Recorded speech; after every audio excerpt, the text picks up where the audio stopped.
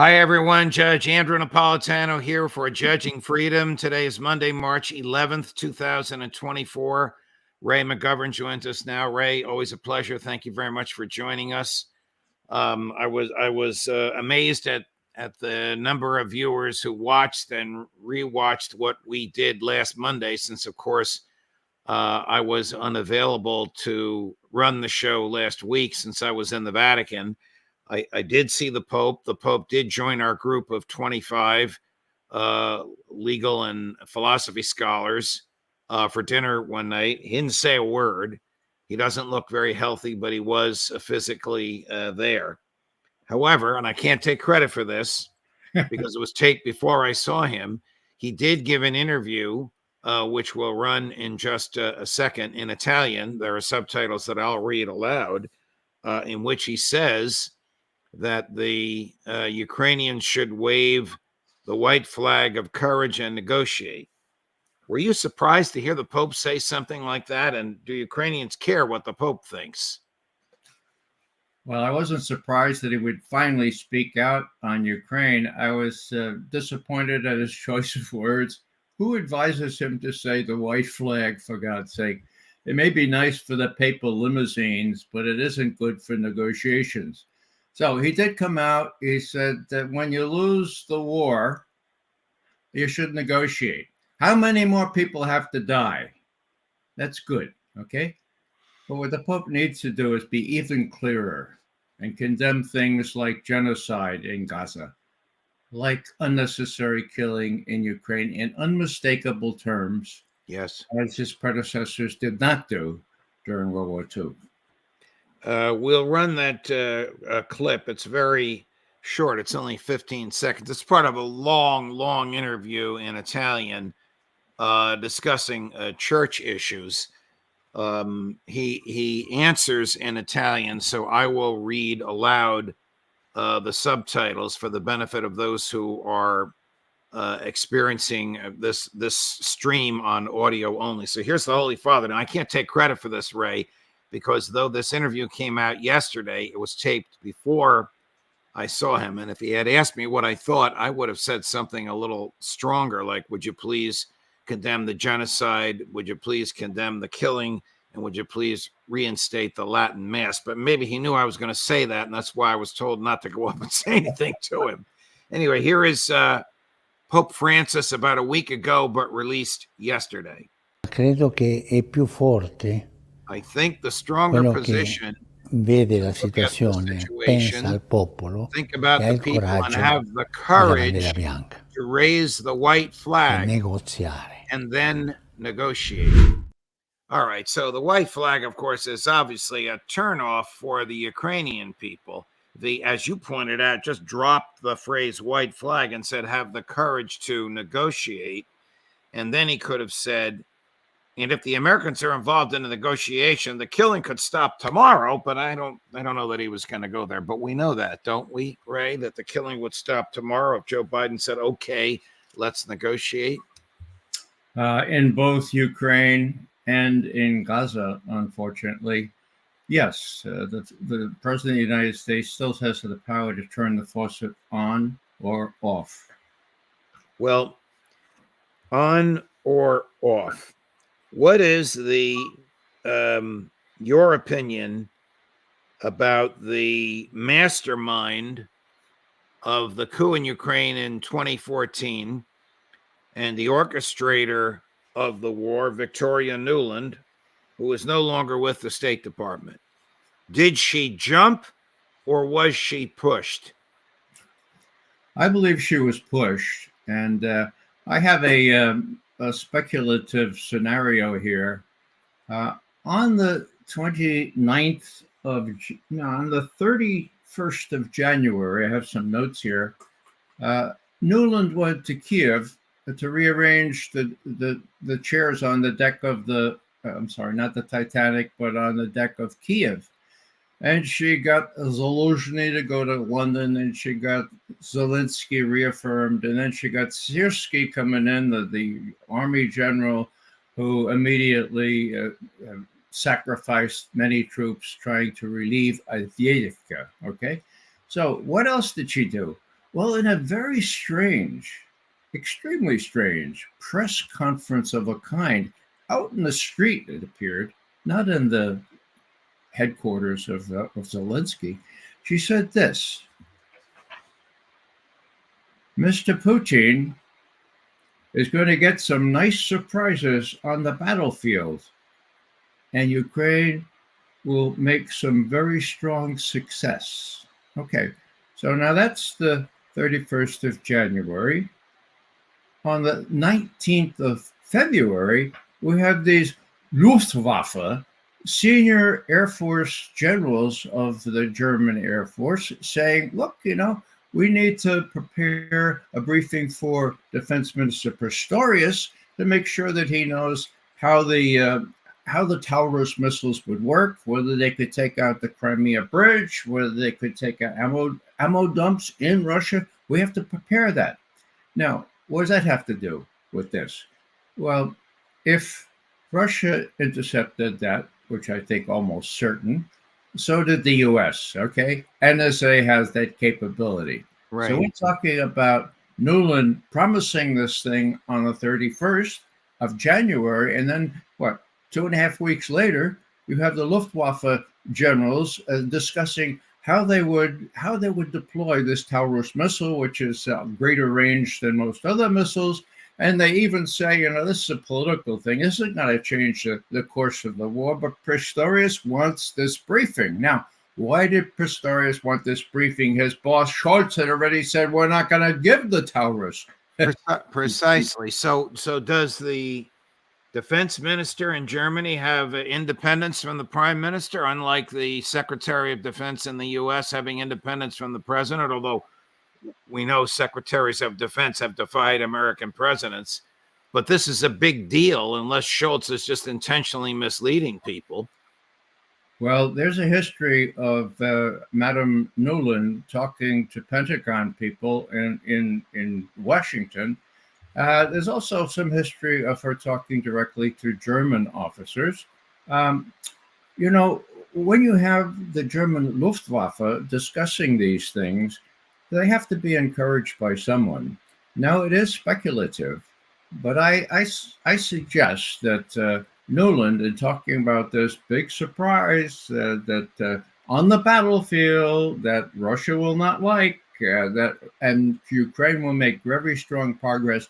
I think she was ahead of the game in Washington, and that when CIA and NSA intercepted this message, they went to the Pentagon and said, you know about this?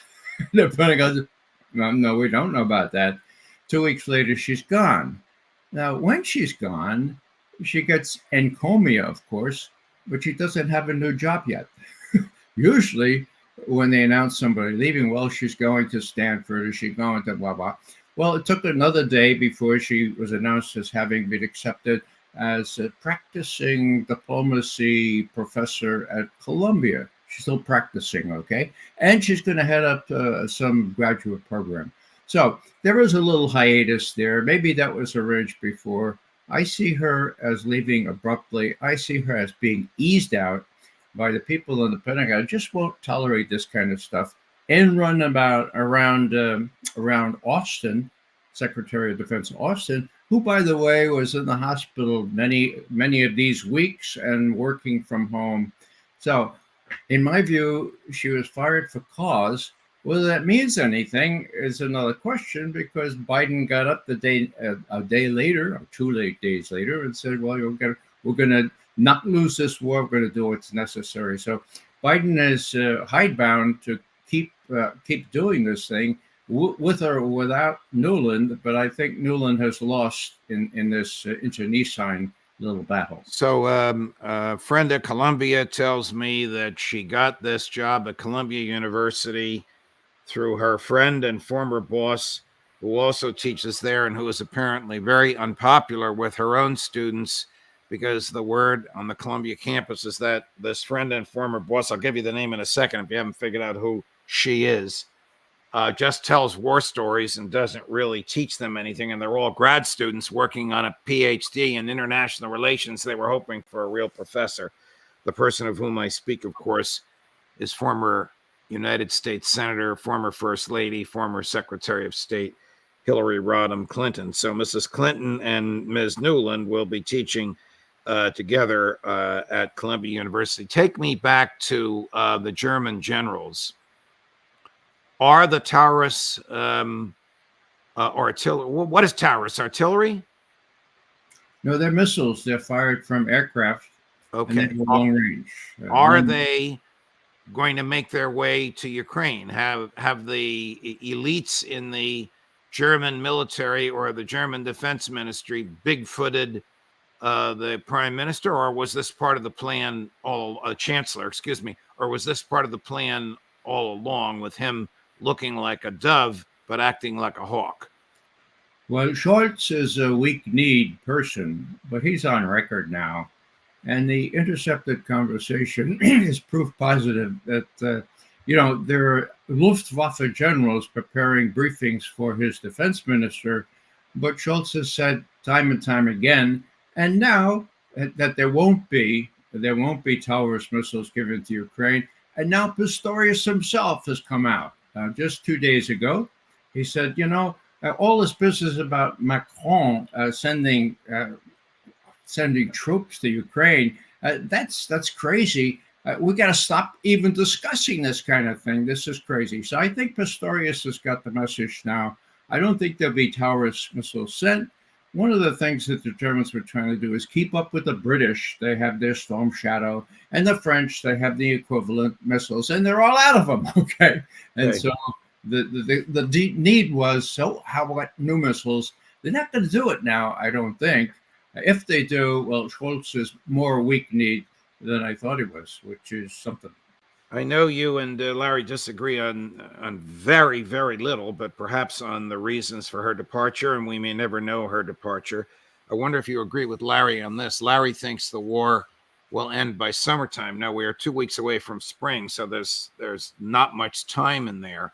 What are your thoughts, Ray, as to when active hostilities in Ukraine will effectively be over, either because a new government has begun negotiations or because there is no military effectively left to resist the Russians, or whatever would cause the war to end? Well, Judge, ironically enough, much will depend on a fellow named Mike Johnson, Speaker of the House. There is a pending plan to give $60 billion more of arms aid to Ukraine. Conceivably, that could take them through the summer, up to the election, which of course is the target here. As long as the U.S. and Ukraine and NATO are not seen to have lost definitively, well, then President Biden has some chance for re-election. Once that goes down definitively, once the fat lady starts to sing, and I think we're beginning to see that, then they're not going to win the election, and the personal peril that they will experience if that other fellow comes in is rather severe. That's why I think, Putin and his generals have to think that Biden's rolling out soldiers, okay? Right. He can't lose in Ukraine. What are his options, for God's sake? Well, there have been a couple of articles now, one in the New York Times yesterday, one in the New York Post yesterday, suggesting a nuclear option here. Of course, it would be the Russians to blame, but the very airing of these concepts has to worry Putin and his entourage. I mean, that was what I did for a whole career. I tried to put myself in the shoes of Soviet or Russian leaders. Right. And to hear this gratuitous raising of CIA saying there's a 50% chance now that the Russians will use nuclear weapons. Well, there's zero chance. I said zero chance the Russians will feel the need to use nuclear weapons. What chance is there that these neophytes, these sophomores that are advising Biden will say, look, We can't lose the election. We can't lose the war. How about these mini nukes? That's what I'm afraid of. And that's why I'm afraid that Putin will read these signs and say, oh, my God, we have to be on high alert and we have to show that we're resolute, which, of course, he has done in the State of the Nation speech that he gave just a week ago. Here's President Biden. This is cut number 5, Sonia. Here's President Biden in his State of the Union address. Just listen carefully for the phrase, no American soldiers. Ukraine can stop Putin if we stand with Ukraine and provide the weapons that needs to defend itself. That is all. That is all Ukraine is asking. They're not asking for American soldiers. In fact, there are no American soldiers in the war in Ukraine, and I'm determined to keep it that way. Is that true, that there are no American soldiers in the war in Ukraine? I thought forces in the intelligence community had caused you and Larry and McGregor and Ritter to believe that there are soldiers there. They're just out of uniform. Of course they're there. They're not in uniform. There are probably, it's a guess, maybe 100, 200 advisors. The Ukrainians are not capable of working some of these systems. Matter of fact, the Americans can't seem to work the air defense systems very well, given the fact that the Russians have air superiority now and have knocked out some of the Patriot batteries just over the last couple of days. So they're there, but they're unacknowledged, or they're not in uniform. So Ray, major difference. What are his choices if he's facing and needs to avoid pre-November? Because if November doesn't go his way, he's history in January. But what are his choices if he's facing humiliating defeat? Troops or nukes? Well, that's just it. I think this is speculative, but as I read the signs, troops, no one wants troops. Even Pistorius said 2 days ago, no one wants boots on the ground. Stop discussing it, okay? And I don't think Biden would do that. It would be terrible politically, okay? So what are his options? That's all I'm saying. How does Putin look at his options? And why the bizarre appearance of these articles in the New York Times and the New York Post saying, Russia was about to use nuclear weapons, a 50% chance, the CIA says. Now, that was a year ago, okay? 2 years ago. Yeah, 2 years ago, 2022, right. Right. Why is that piece coming out now? Well, that's it. The whole rationale was if Russia was losing, they would do this. Now, hello, folks. Russia is not losing. They have no incentive to do this. And so here you are, Putin in the Kremlin, saying, why is David Sanger, the infamous David Sanger of weapons of mass destruction fame, why is he writing a major article in the New York Times to say that, the Russians could use nuclear weapons? At least there was a 50-50 chance 2 years ago. Well, I'd have to conclude, if I were Putin, that this is dangerous stuff, because if nuclear weapons, just a little mini nuke, right, is used, they will blame it on the Russians. I mean, it's clear that they were blaming it on the Russians, and Putin wants to avoid that. Now, we're in a real pickle here. Biden has run out of options. If he's clear on no boots on the ground, and if the Germans and even the French will relent on that, that's just kind of theater by Macron. Then what's the option? The option is to lose the war in a very ostentatious way, perhaps not until November if Mike Johnson caves in and approves the $60 billion more. But, they have to have their options on. Now, one thing that I found out reading all the Putin statements, that he's on a roll, right? He has an election coming up in just 1 week. So he's talking to Air Force women officers, pilots, okay? And one of them asks, Mr. Putin, do you have any problems with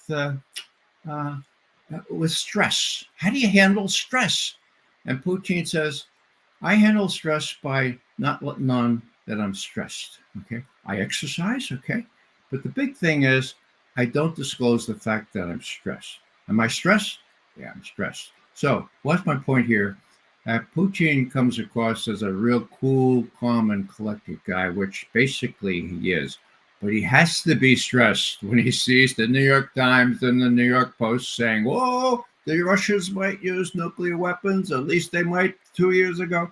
So I'm saying here that it's a very, very volatile situation. It doesn't matter what I think. It does matter what Putin thinks. And I think that he has to read these recent revelations about Russian ability and intention, 50%, mind you, to use nuclear weapons if he's losing.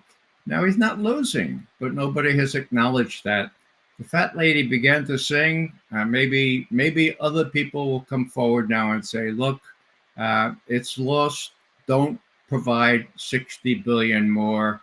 The commentariat, including a guy like Stephen Walt, who used to be a pretty realistic guy, has written this thing just over the weekend saying, yeah, of course we should give the 60 billion to get them through this. I don't know what's going through his mind. With 60 billion more, after it's siphoned off, it's not going to help Zelensky stave off the Russians, not the way the battlefield looks right now. Alistair Crook made the case this morning that Europe is essentially in a state of panic and confusion. Nobody knows whether to believe Macron or believe Scholz or believe Pistorius. The British Prime Minister is making crazy suggestions about an expeditionary force. The Italians don't want to have anything to do with it. The Swiss are relaxed, but never fully relaxed, sort of on guard. Do you agree that Europe's in a state of panic over the American vassal state of Ukraine trying to drive Vladimir Putin from office? Well, it is. You have political hacks running Europe. You have a big election coming up this summer for the EU Parliament. You have Macron posturing, okay? There's nobody going to send French troops into Ukraine. So what is he doing? He's saying, well, I was prepared to do what's necessary to save Ukraine. Who chickened out? Pistorius and Scholz and the Americans themselves.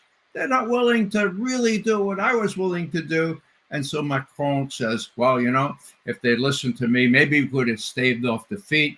Now, it's all posturing. It's all theater. And Macron is very good at theater, of course, but he's been beaten back by people like Scholz himself and by Pistorius saying, look, troops on the ground, forget about it.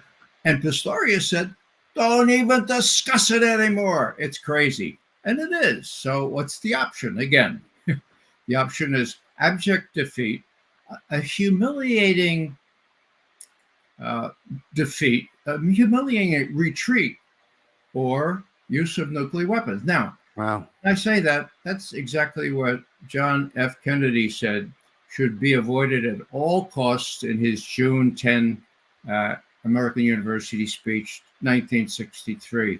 At all costs, we have to avoid pushing a nuclear-powered state into a choice between humiliating retreat and using nuclear weapons for a nuclear war. And, that's what's at stake here.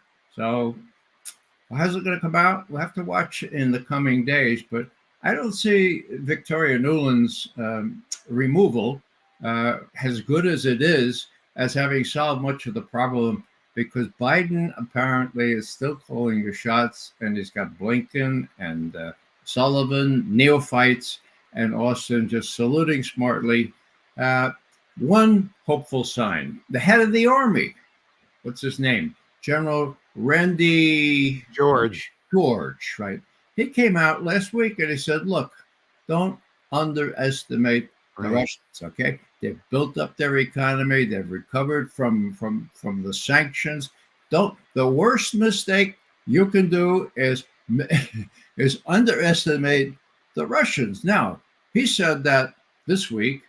The head of the CIA said on July 7th Last year, the Russians have lost, and the inability of the Russian army to progress or do anything good has been laid bare for the whole world to see. So there seems to be a little bit of difference in looking at things between what the CIA and the intelligence people serving up to the president what he wants to hear, and the U.S. Army, who would be tasked with doing the impossible job in Ukraine if push came to shove.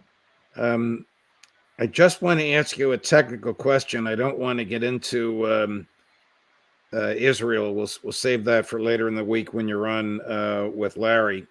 However, last week, Benny Gantz, former commanding general of the IDF, former Israeli prime minister for a little while, leader of the opposition party, member of Prime Minister Netanyahu's cabinet, bitter personal adversary of Prime Minister Netanyahu, was invited to the White House supposedly to send a message to Bibi.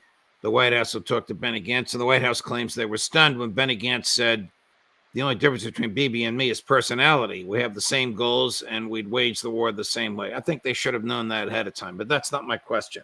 My question is, there was a time in that meeting when Benny Gantz and Joe Biden were alone talking. Question, technical question. You know where I'm going. Did Mossad and did NSA monitor that conversation? I would have to assume the answer to that is yes. Even though the two of them were in presumably some secure place, they're in the White House. Well, the White House is wired just like every other place. You're really at the mercy of those who wire these things. With respect to Benny Gantz, I think that was all theater. I mean, here's the U.S. trying to show that, since Netanyahu is so hidebound, we're going to talk to somebody who might be able to change his mind, or we're going to open avenues to his possible successor. All theater. Biden didn't meet with him, but the vice president did, and so did Blinken. All theater to show that the U.S. is trying to do everything it can to stop the war, when the president of the United States could get on the phone right now in 5 seconds and say, look, Netanyahu, knock it off. No more arms, no more political support, no more portable ports in Gaza. Stop it now or else. And it would end. Right. All right, I misspoke. Gantz and Biden never spoke directly. Gantz spoke with Blinken and spoke with Secretary or Vice President Harris. But my question is the same. Did Mossad and NSA surveil the conversation? And the answer, in your opinion, is they probably did. Ray, thank you very much for your time. I enjoyed my time in Rome, but I'm happy and happier to be back here with you and our regulars. I look forward to seeing you with Larry at the Intelligence Roundtable on Friday afternoon. Thank you, Judge. All the best, my friend. You too. And the aforestated Larry is Larry Johnson, coming up at 11 o'clock this morning, and at 2 this afternoon, Kyle Anzalone, and all of your Judging Freedom regulars, Colonel McGregor, Scott Ritter, Max Blumenthal, Professor Sachs, Professor Mearsheimer, Aaron Matei, Karen Kwiatkowski, Matt Ho, all of them coming up throughout this week. Judge Napolitano for Judging Freedom.